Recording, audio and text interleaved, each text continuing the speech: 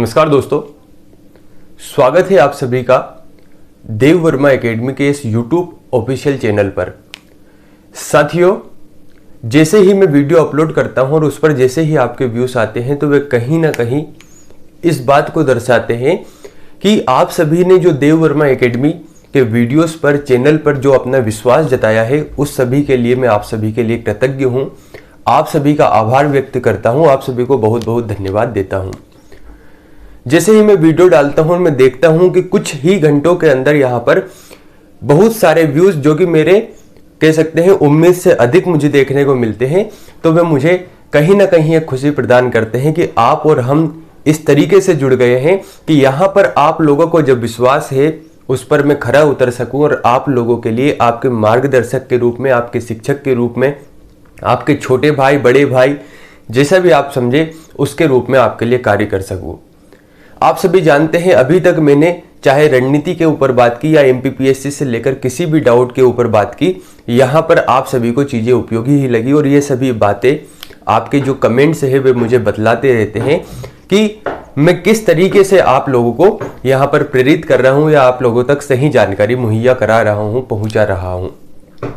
देखिए, हमारे एग्जाम में अगर हम MPPSC प्रीलिम्स की बात करें, जो एग्जाम 19 जून को होने वाला है, उस एग्जाम में हमारे पास समय बहुत कम बचा हुआ है। तो मुझे विद्यार्थी ने पूछा तो मुझे लगा कि यार ये चीज तो सही है। उसने कहा कि सर समय बहुत कम बचा हुआ है, तो अब हम कुछ नया पढ़े या पुराने को पढ़े या क्या करें, थोड़ा सा इसके रूप में या इस बात के ऊपर मार्गदर्शन कर दीजिए। तो मुझे लगा ये एक बहुत ही महत्वपूर्ण चीज है। देखिए, हमें एग्जाम क्वालिफाई करने के लिए 75 या 80 क्वेश्चन सही करने होते हैं।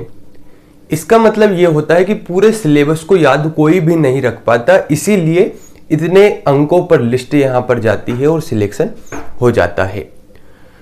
तो आप एक लंबे अरसे से पढ़ते आ रहे हैं, बहुत लंबे टाइम से पढ़ाई करते आ रहे हैं, तो पढ़ाई करते करते डेफिनेटली आपने 80 से 90% सिलेबस तो कंप्लीट कर ही रखा है।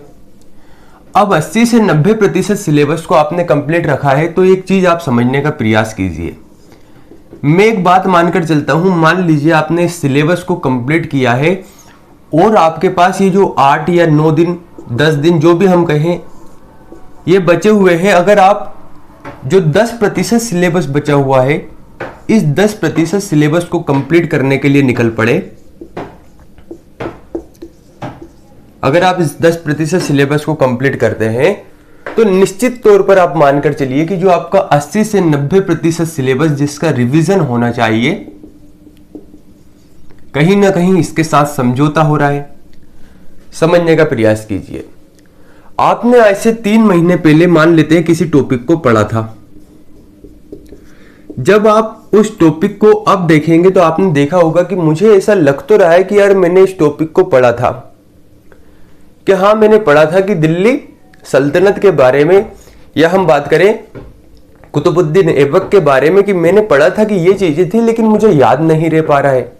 और जब आपने ऑप्शन देखा, उसका क्वेश्चन देखा, तो आप उसे गलत कर रहे हैं। इसका मतलब क्या हो रहा है, वे समझने का प्रयास कीजिए। इसका सीधा सा मतलब यह है कि अगर आप 80 से 90% सिलेबस कंप्लीट कराए हैं और आप रिवीजन पर ध्यान नहीं दिए हैं, तो वह 80 से 90% सिलेबस आपके लिए केवल 50% ही बचा हुआ है।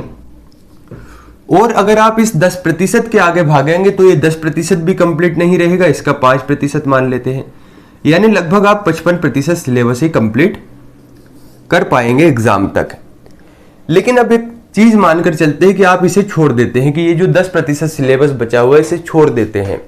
और स्वाभाविक सी बात है कि आपने इतने लंबे अरसे से पढ़ाई की है, तो आपने 80-90% जो सिलेबस कंप्लीट किया है, इसका मतलब यह है कि जो मेन टॉपिक है उन्हें आपने कंप्लीट कर लिया है। इसके होने या ना होने से ज्यादा फर्क आपको पड़ता नहीं है। यानी जहां से क्वेश्चन से बनने की संभावना, प्रश्नों की संभावना अधिक है, आपने उन टॉपिक को कंप्लीट कर रखा है। तो अब सबसे अच्छा तरीका क्या हो सकता है? सबसे अच्छा तरीका, कुछ बातें आपको ध्यान रखना है। सबसे पहली बात, जो भी आपने पढ़ रखा है, एक बार थोड़ा सा रुककर लिस्ट बना लीजिए। लिस्ट आपको बनाना है कि मैंने क्या क्या पढ़ रखा है। मान लीजिए आपने पढ़ रखा है पॉलिटी, तो आपको लिख लेना है पॉलिटी। अगर कोई सा सेगमेंट छूटा हुआ है तो इधर की ओर उस सेगमेंट को लिख लीजिए। आपने पढ़ रखा है हिस्ट्री, तो हिस्ट्री लिख लेना है। कोई चीज छूटी है तो इधर लिख लीजिए। आपने एमपीजी के पढ़ रखा है, वैसे यहां से तो मैं उम्मीद करता हूं कि आपने कुछ छोड़ा नहीं है, लेकिन अगर गलती से छूट भी गया है तो उसे इधर लिख लीजिए। ऐसे ही करके जो 10 यूनिट है उसको आप लिख लीजिए कि कौन सी चीजें पड़ी हुई है, कौन सी छूटी हुई है। अब ये जो यूनिट छूटी हुई है इस पर लगा दीजिए कट का निशान कि हमें इसे देखना ही नहीं है, 19 जून तक पढ़ना ही नहीं है। कहने का मतलब ये कि हमारे एग्जाम तक इन चीजों को देखना ही नहीं है। और अगर आप चाहे भी तो अगर आपने गलती से एमपीजीके को छोड़ दिया है तो उसको कंप्लीट कर लीजिए, और अगर बड़ा भाग है तो मत ध्यान दीजिए। समझ रहे हो आप, क्योंकि समय इतना है नहीं। तो आपने जो देखा कि आपने जो इधर वाली लिस्ट बनाई थी जिसमें आपकी चीजें छूटी हुई है, उसे आपने नहीं पढ़ा रखा है, उसको आपने एक तरीके से मानकर चलते हैं डिलीट कर दिया। अब हमने जो पढ़ा हुआ है वे पोर्शन कितना है हमारा, वे बचा हुआ है लगभग 80%, है ना। ये यहां पर हो गया 80%। अब क्या करना है, अब इसमें सिलेक्ट कर लीजिए कि सबसे महत्वपूर्ण टॉपिक कौन सा है। मान लीजिए एमपीजीके, तो यहां पर लिख दीजिए नंबर 1, आयोग तो number 2, information and communication technology यानी सूचना एवं संचार प्रौद्योगिकी तो ऑप्शन नंबर 3, पॉलिटी ऑप्शन 4। इस तरीके से मार्किंग कर दीजिए।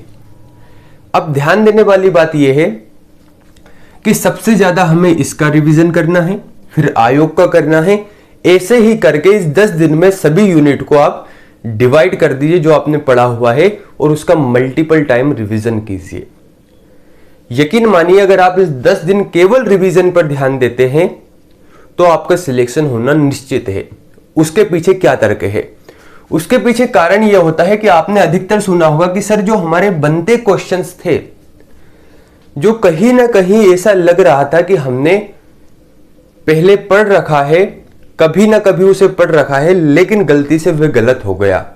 उसके पीछे जो सबसे बड़ा कारण होता है वह सबसे बड़ा कारण था रिवीजन।